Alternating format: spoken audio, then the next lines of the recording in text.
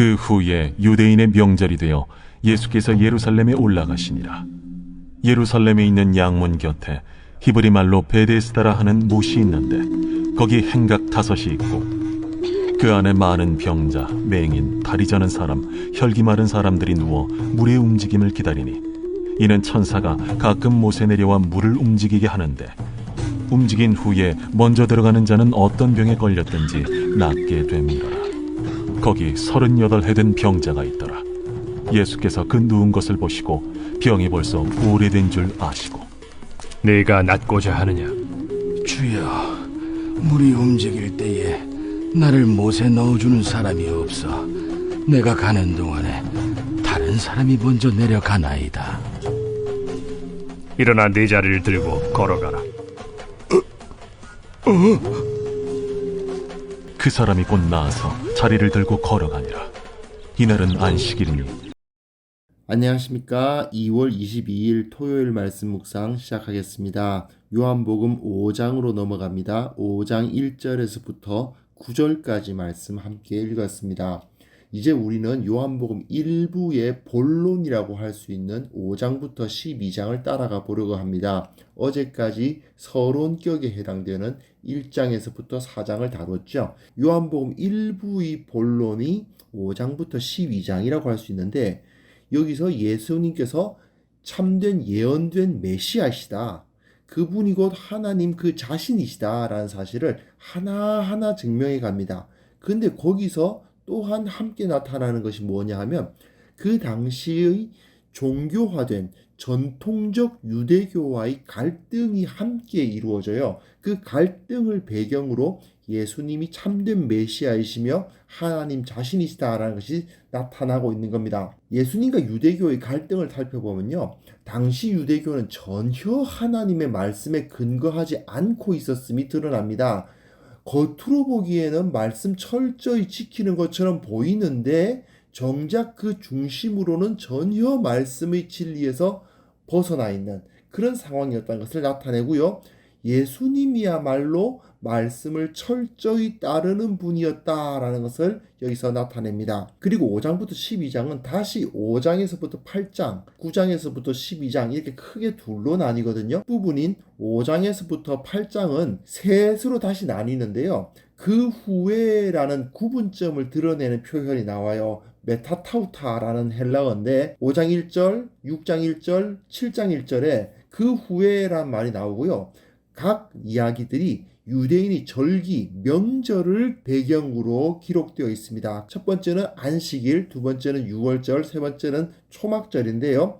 이것을 통해서 예수님께서 구약 성경, 곧 율법을 완성하신 분이다. 이렇게 선언을 하는 부분이고요. 그리고 이 둘째 부분은 9장에서부터 12장인데 예수님이야말로 참된 빛이시다. 참된 목자이시다. 부활이요 생명이시다. 구원자시다. 이것을 강조하면서 첫째 부분을 통해서 구약이 완성되고 둘째 부분에 의해서 예수님의 영광이 드러나는 그런 메시지가 제시되고 있는 부분입니다. 5장 1절부터 4절까지 내용 보시면요. 유대인의 명절이 되었다. 어떤 특정한 명절을 지칭하지 않고 유대인의 명절이다 라고만 말하고 그리고 예수님께서 예루살렘에 올라가셨습니다. 그 유대교의 총본산이죠. 그곳에 갔는데 양문 곁에 히브리 말로 베데스다라 하는 못이 있고 행각이 5이 있고 거기에 많은 병자가 있어서 그 물이 천사에 의해서 움직이기만 기다리고 있었다라고 되어 있는데요. 이게 유대인의 명절이란 말을 통해서 이제 6장의 유월절, 7장의 초막절 이 이야기까지 다 이끌어내겠죠. 여하튼 여기서 안식일의 문제가 다루어지기 시작합니다. 한번 레위기 23장을 보시면요. 레위기 23장에서는 이스라엘이 지켜야 할 절기들을 설명하는데 가장 먼저 설명되는 것이 바로 안식일이거든요. 그래서 이 5장은 안식일과 관련되어서 이야기가 진행됩니다. 예루살렘 양문 옆에 베데스다라는 못이 있었다. 근데 베데스다라는 말은 베트 하면은 집이란 뜻이고 에스타를 하면은 자비입니다. 그래서 자비의 집이다 이런 뜻인데 거기에 행각이 5개가 있었어요. 이렇게 기둥을 세우고 그 위에 보통은 지붕을 얹죠. 그래서 사람들이 거기서 햇빛을 피할 수 있도록 만들어 놓았습니다. 옆에 벽은 없고 바람은 그대로 통하지만 더운 지역 같은 데서는 이런 식으로 만들어 놓고 사람들이 거기서 쉬고 뭐 누워서 쉬기도 해요. 여하튼 이것이 바로 행각인데 요 행각이 5개가 있었다라고 되어 있습니다. 이 기둥이 5개였다는 말인지 아니면 이렇게 기둥을 세워서 지붕을 덮은 행각이 5개가 있었는지는 정확하게 우리가 알 수 없는데 중요한 건 요한이 의도적으로 5를 제시하고 있는 거죠. 이 5란 것은 모세 오경, 율법을 상징하거든요. 창세기, 출애굽기, 레위기, 민수기, 신명기 5개의 책, 구약 성경 또는 모세 오경, 율법 이런 것을 상징하는 숫자입니다. 바로 이 요한복음 5장이 이 성경의 문제, 구약 성경이 제시하고 있는 문제를 다루고 있어요. 율법이 만들어주는 그 그늘 아래에 수많은 병자와 맹인과 혈기 많은 사람들이 누워 있습니다. 자비의 집이라고 되어 있어요. 그래서 하나님의 자비가 임하기만을 기다리고 있습니다. 천사가 내려오면 그 많은 병자들 중에 가장 먼저 들어가는 사람은 나음을 입는다고 되어 있습니다. 사실 이 3절 뒷부분부터 4절까지는 사본에 따라서는 없는 사본도 있습니다. 즉 요한이 정말 이렇게 썼는지가 조금 불분명해요. 여하튼 있으니까 그대로 있다고 생각하더라도요. 천사가 임해서 한 명 낳는 겁니다. 맨 먼저 들어가는 사람.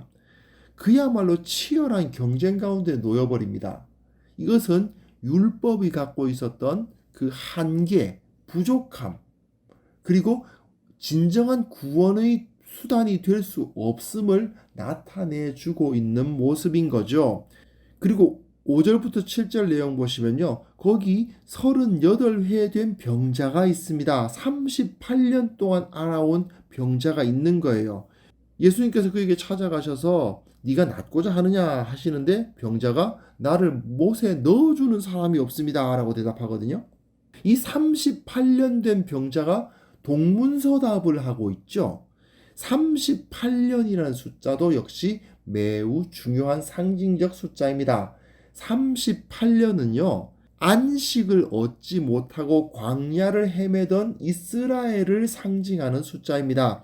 가데스 바네아라고 혹시 기억하시는 분 계실지 모르겠는데 이스라엘을 애굽에서 이끌어내셔서 가나안으로 정복해 들어가라고 하셨는데 12 정탐꾼이 그 안에 들어가서 정탐을 하고 돌아와서는 야, 그 사람들 전부 다 엄청나게 기골이 장대하고 우리는 전부 그 앞에서 메뚜기와 같았다라고 하면서 사람들이 막 그 앞에서 우리를 왜 죽이려고 그러냐 하면서 다 울고 하나님을 거역했던 장소가 바로 가데스 바네아입니다.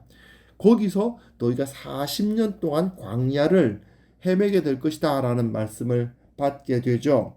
그런데 이스라엘이 출애굽을 한 이후에 가데스 바네아까지 가는데 약 2년 조금 안 걸렸습니다. 1년하고도 몇 개월 더 걸린 셈인데 그래서 2년은 가데스 바네아에 도착하기 전까지 이미 형을 산 것으로 치고 나머지 38년을 그들은 광야에서 헤매야만 했어요. 여기서 세렛 시내를 건넜다는 것은 바로 그 40년을 다 살았다라는 것을 보여주는 거거든요. 결국 이 병자는 누구를 상징합니까? 유대인들을 상징하는 겁니다. 율법을 따라서 왔습니다. 모세를 따라서 왔습니다. 하지만 저들이 온전히 하나님의 말씀을 순종하지 않았습니다. 따른다고 말은 했지만 온전히 따르지 못함으로 인해서 그 진정한 안식 가운데 들어가지 못했습니다. 그 가운데서 고통당하는 그 광야에서 괴로움을 당하는 유대인들, 이스라엘을 상징적으로 보여주는 거죠. 그런데 이 병자가 문제가 있습니다. 동문서답을 하고 있죠. 예수님께서는 그 병이 오랜 것을 보시고 네가 낫고자 하느냐라고 물으시지 않습니까? 낫고자 하느냐? 낫고 싶으냐? 그런데 이 병자가 대답하기를 물이 움직일 때 나를 못에 넣어주는 사람이 없습니다 라고 대답을 하고 있죠. 이 병자는 지금 사실 38년 동안 이 못이 움직이기만을 기다리고 있었을 것입니다. 낫고 싶어서 왔겠죠. 38년 전에. 하지만 그 물이 움직일 때 다른 사람이 먼저 들어가 버리고 자기는 낫지 못했습니다. 몇 번이나 그 38년 동안 물이 움직였는지도 우리는 알 수가 없습니다. 중요한 것은 뭐냐면요. 이 사람은 사실 그 물이 움직일 때 처음으로 들어가는 것은 거의 불가능한 겁니다. 그는 나으려고 여기 왔는데, 그런데 그 불가능한 것을 이루기 위해서 단지 하나의 수단으로서 생각했던 것을 얻기 위해서 목적의식을 잊어버리고 있죠. 낳는 것이 목적이 되어야 되지 않습니까? 그런데 천사가 그 물을 움직였을 때 1등으로 들어가는 것이 목적인 것처럼 착각하고 있는 겁니다. 수가성의 사마리아 여인이 자기가 그 행실이 바르지 못했다는 것이 문제인 것으로 생각을 해야 되는데, 그것을 문제라고 생각하지 않고 힘들게 물을 기르러 오는 것이 문제라고 생각했던 것처럼 진정한 자기 문제가 무엇인지를 모르고 있었습니다. 원래는 알았겠죠. 38년 전에는 자기 문제가 뭔지 알았습니다. 하지만 목적의식을 잊어버리고 광야에서 헤매고 있었던 이스라엘처럼 이 병자도 그 목적의식을 잊어버리고 있는 것입니다. 자기의 진짜 문제가 무엇인지를 잊어버리고 있는 것입니다. 그냥 1등으로 그 물에 들어가야만 해. 저 물에 들어가야만 해. 이 생각만 하고 있지.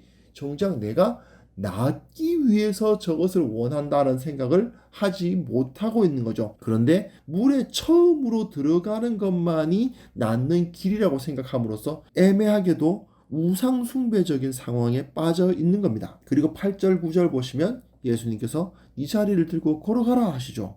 그러니까 곧 나와가지고 자리 들고 걸어가 버립니다. 문제가 해결되어 버렸습니다. 물에 안 들어갔습니다. 이 사람은 굳이 물에 들어가야 할 이유가 없었다는 것이 여기에 드러납니다. 예수님을 만났기 때문이죠. 예수님을 만나서 그냥 자리를 들고 걸어가면 되는 겁니다. 38년 동안 이 사람은 어떻게든 그 1등으로 그곳에 들어가려고 노력했겠죠. 하지만 단 한순간에 그 38년의 노력이 아무 의미가 없었다는 사실이 드러나고 말았습니다. 예수님을 만남으로써 모든 문제가 해결되고 그 인생의 목적을 찾게 되는 역사가 이 가운데서 일어나고 있는 거죠. 물론 우리가 어떤 목적을 이루기 위해서는 꼭 수단이 필요하게 마련입니다. 그런데 문제는요, 사람들이 그 목적과 수단을 혼동합니다. 그리고 그 수단이 목적으로 변질되기도 해요. 그러면요, 원래 목적이 무엇인지는 잊어버리고 수단이 목적인 양 받아들여지는 상황이 되어버립니다. 그랬을 때 사람들은 비참한 상태에 빠지곤 해요. 왜냐? 그 목적으로 변질된 수단이 바로 우상이기 때문이죠. 가장 현대인들에게 큰 우상은 뭘까요? 돈이죠. 하나님께서 우리에게 그 창조하신 만물을 사용하라고 주셨습니다. 우리는 그 하나님의 권능으로 우리에게 베풀어 주신 것들을 공정하게 잘 나누어 갖기 위해서 돈이라는 도구를 사용하고 있죠. 그런데 그 도구로 사용되어야 할 돈이 이미 사람들의 인생의 목적이 되어버리는 상황이 벌어지고 있습니다. 이 병자가 나는 1등으로 물에 들어가지 못하기 때문에 못 낫는다고 생각했던 것처럼 나는 돈이 없기 때문에 못한다. 나는 돈이 없기 때문에 행복하지 못하고 돈이 없기 때문에 내 인생의 목적을 이루지 못하고 돈이 없기 때문에 인간의 존엄성을 얻지 못한다고 생각하는 그런 어리석은 상황에 빠져 있죠. 그러다 보니까 무조건 돈부터 벌려고 합니다. 그러다가 왜 자기가 그렇게 돈을 많이 벌려고 했는지 목적의식을 상실해요. 결국 돈의 노예가 되어버리죠. 이것이 우상숭배입니다. 예수님을 만나지 않으면 이런 우상숭배에서 빠져나올 수가 없습니다. 왜 그렇습니까? 이 병자의 입장에서는 그것밖에 소망이 없으니까요. 하지만 예수님께서 찾아오시면 그것이 아니라 다른 방법으로 훨씬 더 쉽고 훨씬 더 효과적인 방법으로 우리의 참된 목적을 찾을 수가 있죠. 예수님을 만남으로써 우리의 인생의 목적은 달성될 수 있는 것입니다. 예수님의 능력만이 인생의 목적을 해결할 수 있는 거예요. 그 많은 병자들 중에서 단 한 명 낫는 그 상황은 해결책이 될 수 없잖아요. 그런데도 불구하고 사람들은 그거 붙잡으면서 내가 1등 하겠다고, 내가 제일 돈 많은 사람 되겠다고 그렇게 아둥바둥 싸우다가 결국 그 인생을 낭비해버리지 않습니까? 예수 그리스도의 제자들은 예수 그리스도를 닮는 것이야말로 참된 인생의 목적이고, 그것을 통해서 하나님 나라의 무한한 그 영광, 그 무한한 복락을 누릴 수 있다는 것을 다시금 기억하시는 시간 가지실 수 있었으면 좋겠습니다. 하나님 아버지, 우리에게 참으로 많은 것을 베풀어 주셨음에도 불구하고 우리가 우상을 숭배하며 목적이 될 수 없는 것을 목적으로 삼고 그저 수단으로 사용하라고 우리에게 허락해 주셨던 것을 목적으로 삼아서 음란하게 섬기고 있지는 않은지 다시 한번 점검해 볼 수 있기를 원합니다. 우리가 하나님만을 바라보고 나를 하나님의 백성이라, 하나님의 형상이라, 예수 그리스도의 제자라 불러주셨다는 것을 다시 한번 기억하면서 주님의 자녀답게 이 세상 온전한 모습으로, 강력한 모습으로, 승리하는 모습으로 살아갈 수 있도록 도와주옵소서. 인생의 진정한 목적이 무엇인지 재확인하고 수단에 불과한 것들을 목적으로 삼아서 시간을 낭비하고 인생을 낭비하는 어리석은 자들 되지 않도록 주님 우리를 붙들어 주시고, 그것을 통해서 하나님께서 예비하신 그 놀라운 복락으로 우리 가운데 채워 주옵소서. 예수님의 이름으로 기도합니다. 아멘.